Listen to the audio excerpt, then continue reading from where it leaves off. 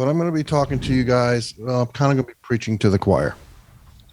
But it's an important topic, and I would like to discuss it and actually maybe show some interesting conditions why this is so important.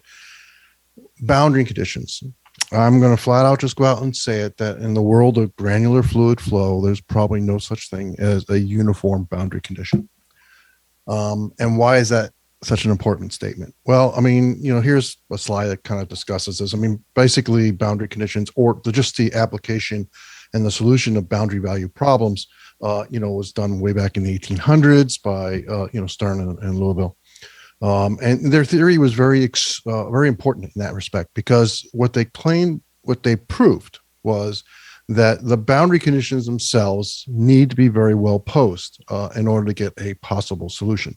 In other words, if your boundary conditions are wrong, so is your solution. Seems obvious enough.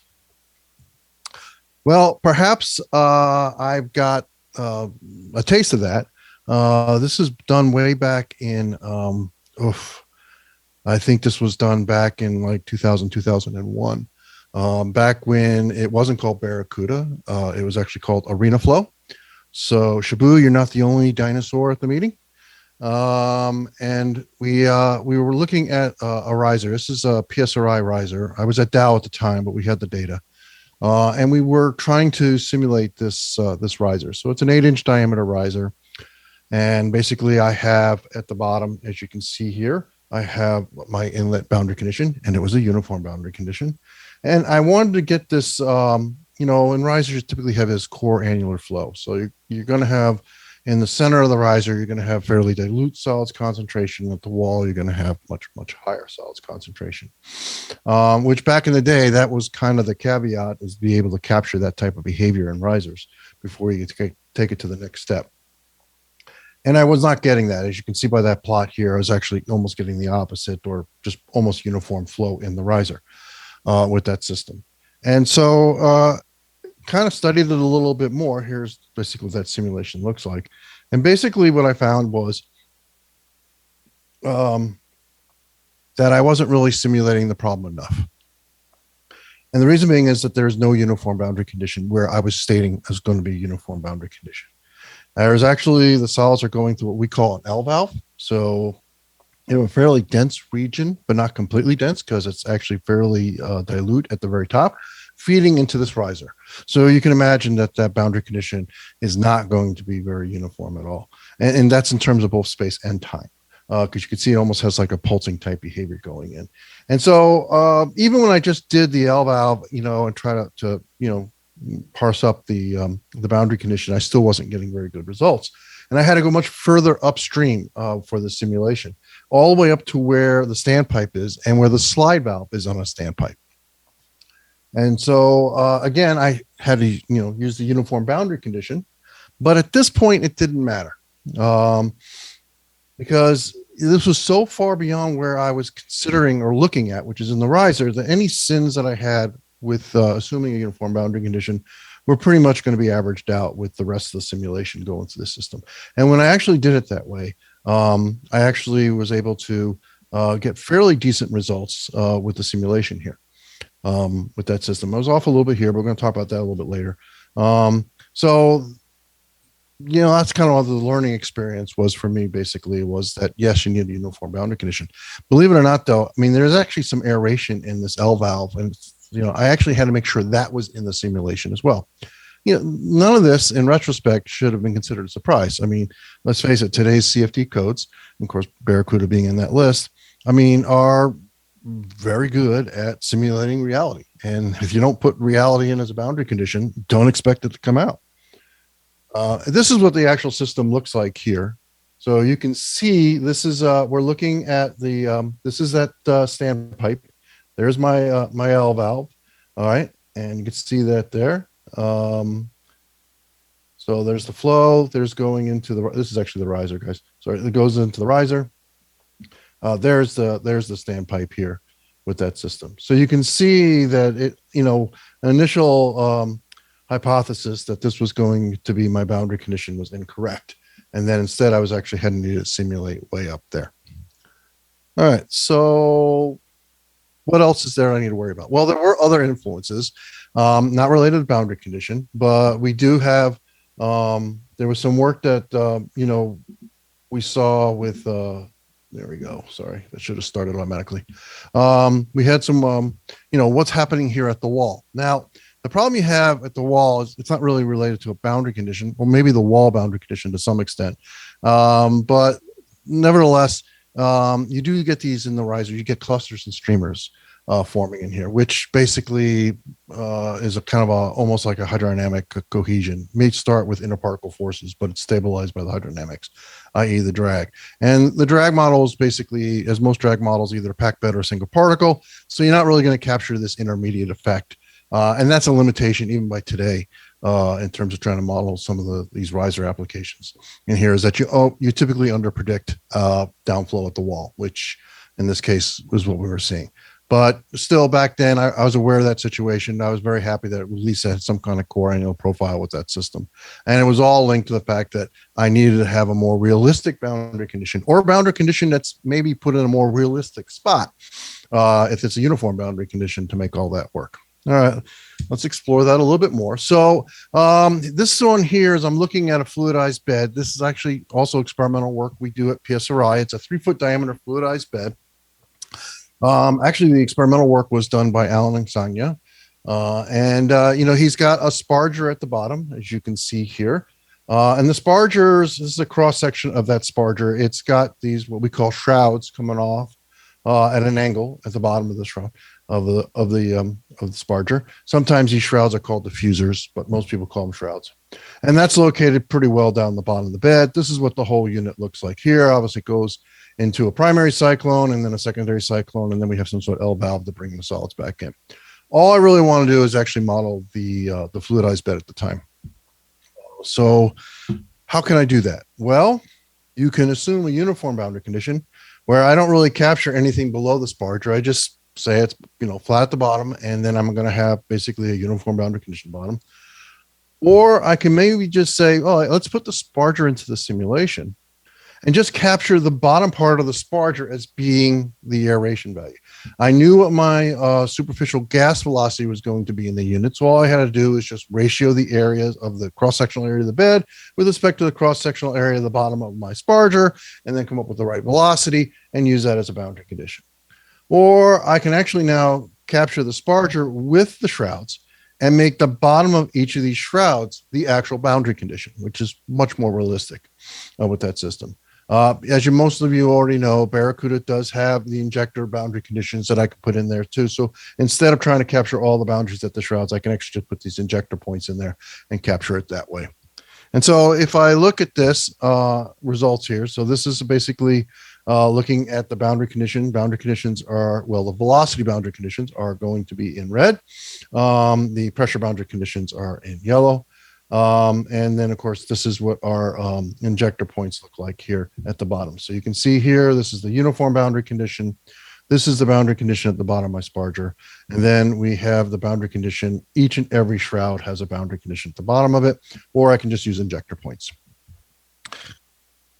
And this is the results of what we have with that study. So as you can see, there is a bit of a difference between using uniform boundary condition and everybody else in the system. Now, right now, we're just looking at the 3D outside view of this system. And yet you're still seeing a difference with that. One thing is, obviously the bed density is different. There seems to be difference in terms of here we seem to have upflow at the wall, where in other cases we have downflow at the wall, except here we might have both. So yeah, everything else is held the same with the simulation except the boundary conditions. And so there is quite a bit of difference in behavior. If we slice this domain in half, you get to see something even more revealing. First of all, if you look on the left, the uniform boundary condition, I have a lot of my gas going up to the wall. All right, this will never happen in commercial units. All right, it's usually the bubbles tend to like to migrate towards the center of the bed, and you have downflow of solids at the wall. In fact, that's usually the way it works. You get this large global streaming behavior in large fluidized beds where the bubbles migrate to the center. They're bringing up solids with it. The solids make it to the top. It could get entrained, and it could not. Those that are not have to come back down and do that. They usually do it by the wall. And we're not capturing that with a uniform boundary condition. All right, we have the uniform boundary condition of the sparger, and we're not having that problem at the wall anymore. It seems like all the bubbles are migrating to the center. So that looks pretty good. And then we have the other two cases too. We're also showing the same thing. So, I mean, at first glance, you might want to say, you know what? These all kind of look the same. I don't want to go through all the complexity. Why don't I just use my uniform boundary condition at the bottom sparger assumption, and I should be good. Well, if you actually compare it to the data, and here we're looking at the bed density with respect to the height above the bottom of the unit. And as you can see here, the bottom axis is the bed density. We call that delta P over L, which is pressure drop per incremental length.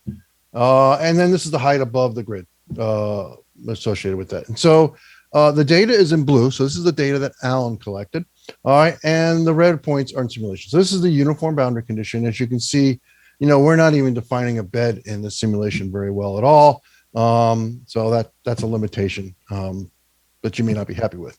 Now, as we looked at the previous slide, we saw, well, the other three cases we were looking at, they look like they might be the same.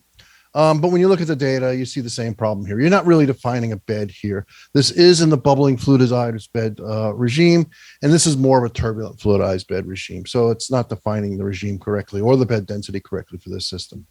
But when I look at having a boundary condition at the sparger exit, actually the shroud exits, all right, or injector points, I'm indeed seeing very similar behavior with that system. So that's kind of the message here is that, you really have to have more realistic boundary conditions to make that work. All right. Where did that take us? So the next thing we looked at is we want to look at, this was a problem that we saw with standpipes. In order to operate a standpipe, you have to put in the right amount of aeration.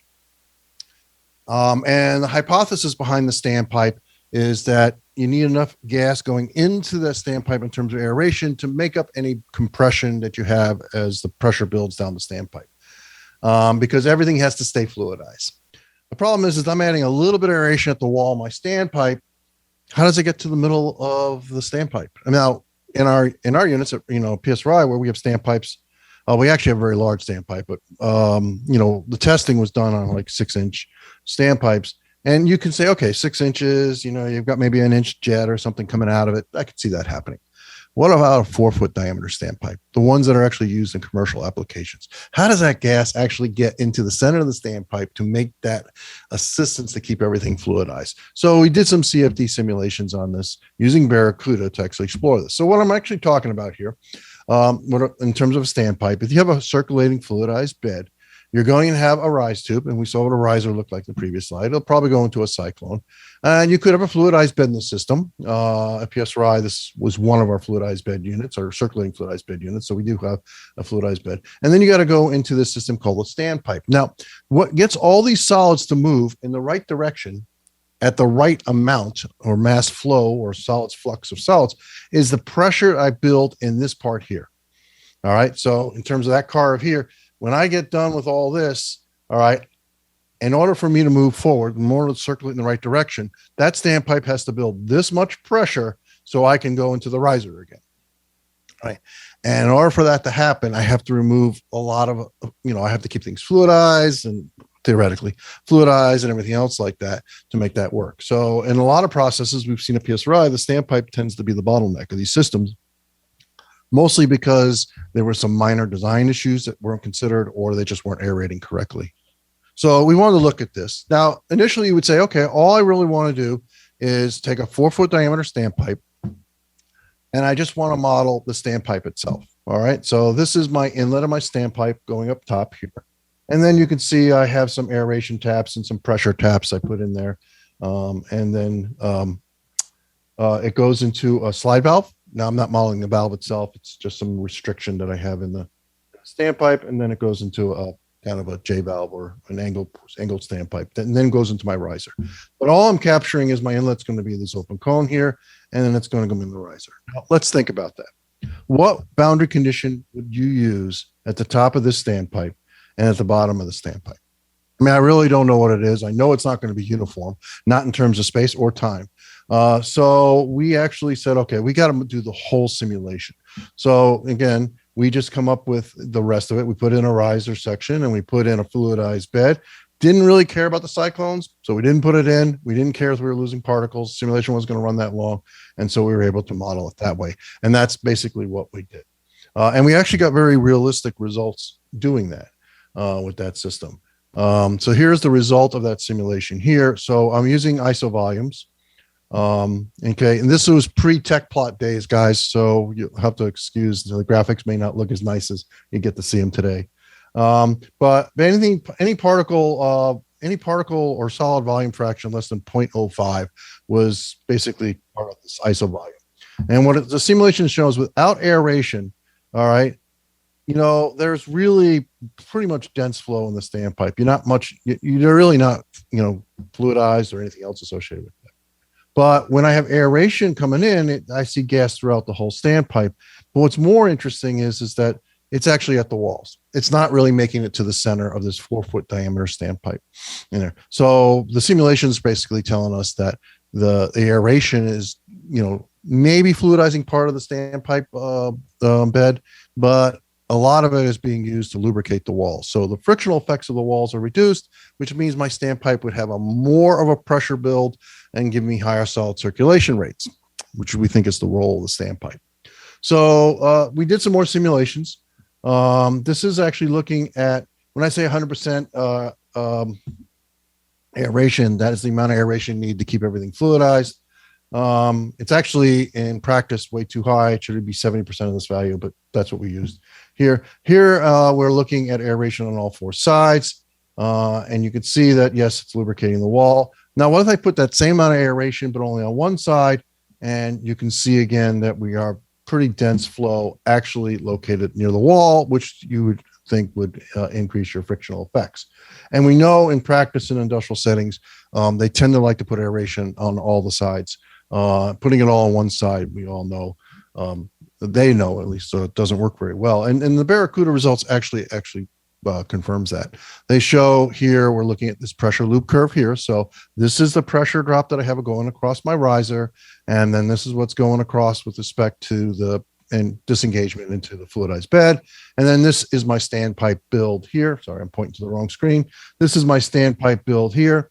And this is what the symmetric is in red and the asymmetric is blue. And this is what I mean by pressure build. When I have aeration on all sides and I'm lubricating all sides, I get a much higher pressure at the bottom of my standpipe to push everything forward in the riser, where the asymmetric, I'm losing it, especially towards the bottom of the riser. I'm losing some of that pressure build, and therefore my solid circulation rates are going to be more limited than with the symmetric iteration.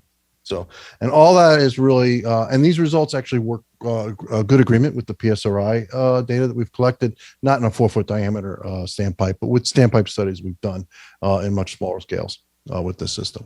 So we're actually very pleased with this. It actually sparked us to start a new program, which we're working on now, is to get more data on this aeration behavior in standpipes. And we are going to do additional Barracuda studies on that, so we really get a more detailed mechanism and answer the question fully. Yes, the CFD simulation suggests to us that lubricating the wall is happening with aeration, but is it also the fluidization of the bed also happening? And is it both mechanisms, which we don't know the answer yet. And we've got some experiments put in place that we're going to be addressing that and complementing that with some CFD work. The next thing I want to talk about is stripper simulations. Now, in a fluidized cat cracking unit, you know, a lot of the reactions actually occur in the rise tube. I know Raj talked a lot about this. You have a disengagement section, which Raj also talked about, and most of the products are coming off as gas. That's great. But you do have some of the products that stay on the solids. They're either dragged down by the solids flow themselves, or maybe somewhat chemisorbed onto the surface. Regardless, you need to strip that out. And you need to strip it out for 2 reasons. One, you need to strip it out because that's product that I don't want to send to my regenerator and just burn. But 2, if I have that much carbon going to my regenerator, it's going to run a lot hotter than I want. And that means I'm going to run my riser now a lot hotter because the catalyst coming to the riser is going to be a lot hotter, and just complicates things. So having good stripper efficiency is very important. All right. But there's other things you have to worry about with a stripper as well, and that is flooding. So if I have too high of a stripping gas going through my stripper or too high of a solid flow rate going to my stripper, I get this thing called flooding. It's basically all the gases on one side or one section and the solids in the other section. Then mass transfer is going down to nothing, and the pressure drop goes down very low as well. And of course, as you can imagine, my stripper efficiency drops a lot as well. In case you don't really want to do this. The problem is now flooding can be a bottleneck for my fluidized my FCCC unit. So we need to understand what flooding is happening and how we can mitigate all those aspects of it. So we actually built a stripper design that we did at PSRI. Initially, we started with a 2-foot diameter stripper. We thought that would be big enough.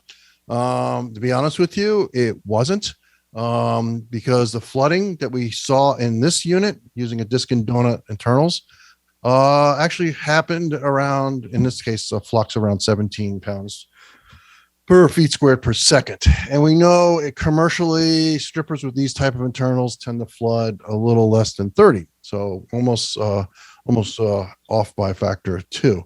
So we scrapped the 2-foot diameter stripper and everything went with it, and we put in a much bigger unit with a 3-foot diameter stripper, and we got results that were more consistent with the flooding. So now we have a good test bed, and then we also developed a model for that system here. So this is what we have for modeling our system. And we have basically our stripper, and we have the disc internals here. Now, probably did this wrong, but I did not model the whole system. That was a big system and there was a lot going on. And I think in retrospect, I might have done the whole system, but regardless, we just did the stripper. And the idea is that I should be able to tune the boundary condition. So what comes in, what comes out, and it all works out. And that should be easy to do, right? These are what the internals look like. So you have a ring around the outside and you have this conical disc in the middle, and you can actually put holes or vent holes into this disc. And the idea is that you will flood less with these vent holes in the disc. So we wanted to explore that and see how that worked. So this is the result of that simulation. Again, we're using isovolumes. In this case, isovolumes that have a solids volume fraction greater than 0.3 is being captured by the isovolume. The color is the indication of the solids velocity for that system. Solids velocity for that system going into the axial direction. So it's basically, you see two things. One, obviously, this column here without the holes, we see the flooding. You can see the parts here, very dilute, which is gas here. The solids are far removed from that. If you look at the color code, you can see that the solids are almost accelerated between the elements. It's pretty much doing everything you don't want to get good mass transfer. Now, when I added holes to the system, you can actually see a much better blending of solids and gas in this system. So everything else was held constant, just one had holes and one did not. And this is what we were looking at. And what we saw with the Barracuda is that you had with the holes in these internals, you had a more controlled release of the gas. When I didn't have the holes, the gas would actually just continue to build up under the stripping elements, and then it would almost burp out. Big bubbles would burp out on one side. And when you have a big bubble that big coming up through the bed, you actually have a lower pressure region being placed behind it, which sucks out more gas. Now you've got a chain of big bubbles going through your bed, and that's your precursor to cause the flooding. When you have more of a control release, that's less likely to happen. So that's what we saw. So we're like, that's great.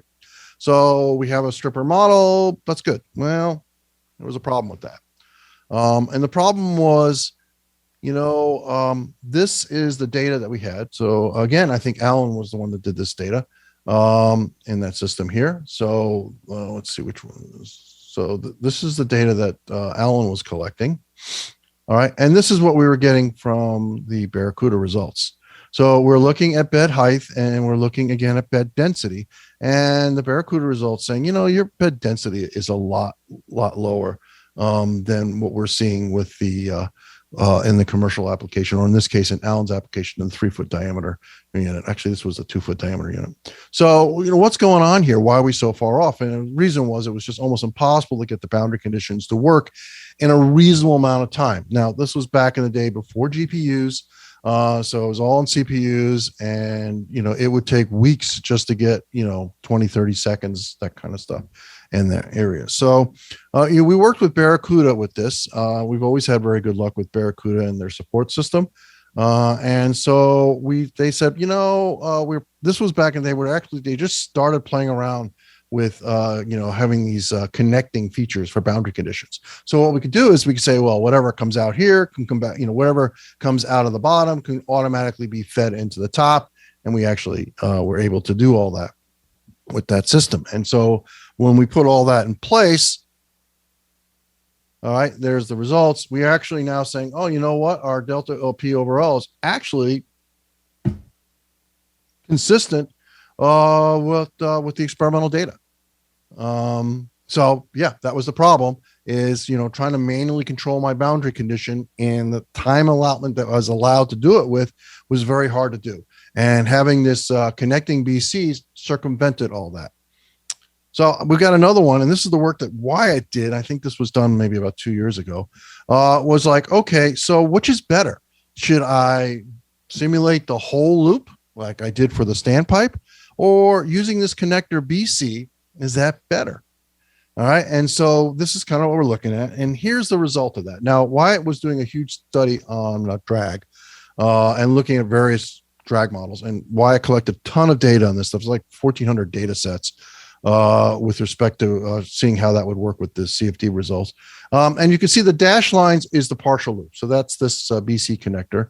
All right. And the full line is the full, simulating the whole domain.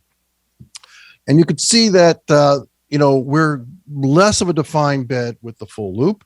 We're getting better results with with this partial loop or the connecting BC. So this is very confusing to us. You'd think, well, we're simulating the whole thing here. It should work. Why is the connector BC giving us a better answer? We'd think it would be the other way around. Well, the problem is, again, we have to look at that standpipe. All right. The dense region in this dip leg, or standpipe, it causes two fluidization regions. We've got what's going on in the riser, and then we got what's going on in the standpipe. And so now I have two transient behaviors. I have the riser, which is much dilute flow, and you have a standpipe, which is a more dense flow, and the steady states are going to be different. All right. And so the problem is maybe the full loop would have worked fine, but I would have to run it a lot longer. Okay. It's the same way as I was trying to manually tune the boundary condition with the stripper. When I had the BC connectors put in place, actually when Wyatt had the BC connectors put in place, that kind of deconvoluted all this and actually gave us better results. All right. Again, I shouldn't say better results, gave us the results we needed faster. And so that's actually the caveat here. So in conclusion, I think, in many CFD COOs, including Barracuda, provide very realistic solutions for fluidized beds and circulating fluidized beds, but the boundary conditions really need to be realistic. All right. You might want to consider simulating the whole problem, but, there is going to be kind of a lag in terms of, let's say, steady state. I mean, you may have different steady states or multiple steady states, and you got to really capture all of them, with such transient conditions. The BC connector may be a shortcut for that. And so that could be a good way to make you get the answer you need in a relatively shorter period of time. So that was the end of my talk, and I'd be happy to answer any questions.